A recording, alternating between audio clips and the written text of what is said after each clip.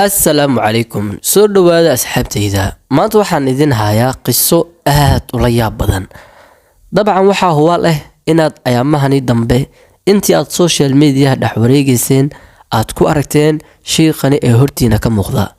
maanta waxaan rabaa inaan idin kaga sheekeeyo qiso aad u la yaab badan ee ku saabsan sheekani kana dambaysa in mar waliba ay u fududaato dadka quraanka uu saarayo in ay isla markaaba caafimaadaan waa tahay inteenaan guda galin barnaamijkeena waxaan idinka codsanayaa fiidiyoga like saartaan sidoo kalena haddii aadan hore nooga joogina aad nagu soo biirtid ayaamahani dambana waan idinka mashquulay aad ayaan ugu xumahay laakiin waxa idin soo wado ayaa waxaasi oo idinka raali gelin doonto insha Allah aad baad mahadsantihiin sheekani ugu horeyn magaciisu waxa la yiraahdaa Sheekh Rashiid Asraar waxa uu markiisii hore uu ku noolaa dalka England gaar ahaan magaalada Manchester waxa dhacday maalin maalmaha kamid ah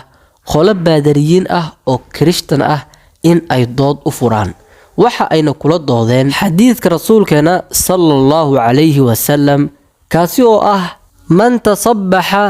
bi7 tamarati ajwatin lam yadurruhu dhalika al-yawma summun wala sihrun kaasi oo macnihiisu yahay qofkii way barista eena ku bilaabo subaxaasi 7 xabo oo timir ah waliba timirta loo yaqaano ajwa waxa hubaal ah inaysan saameyn doonin wax sixir ah iyo sidoo kale wax sun ah waxa dhacday arintaasi in ay kala doodaan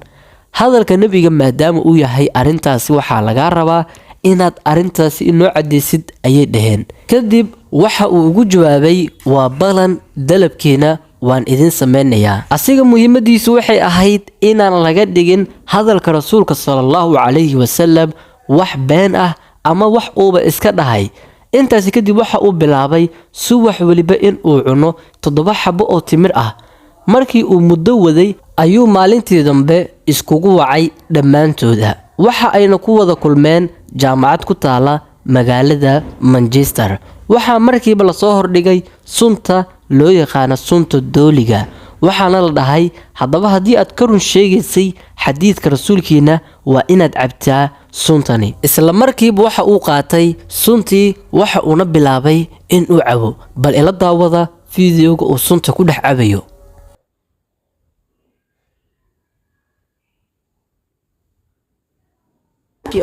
That's right, it says that. Okay.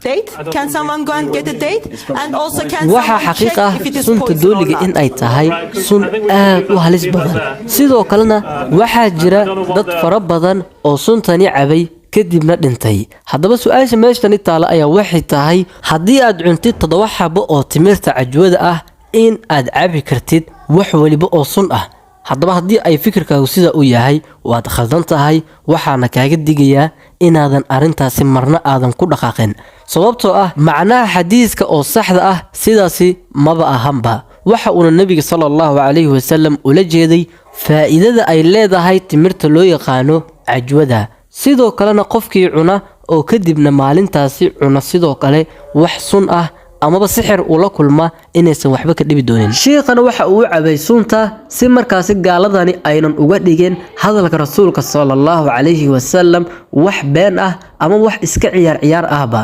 Allah subhanahu wa ta'ala ayaana la garab galay waxa uu sameeyay sheekha intaas kadib waxa uu bilaabay sheekha in uu magaalada Jarmalka u soo wareegsado waxa ayna arintani dhacday 2 sano ka hor waxa uu bilaabay dadka in uu ku daaweeyo quraanka kariimka sidaad ku aragteen social media gaar ahaan barta TikTok waxaad aragteen sheekani oo dad quraan saaraya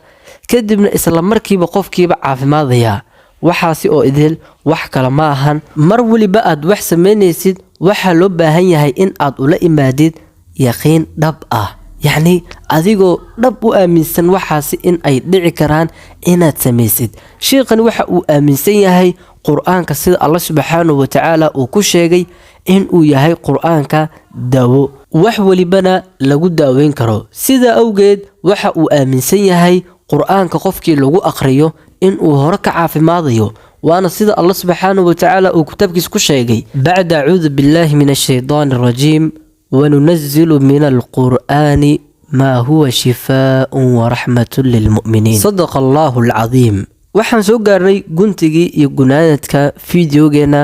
waxaan idin leeyahay intaan kaga kulmeyno fiideo aad u xiiso badan sida fiidiyogan oo kale ah waxaan idin kaga tegayaa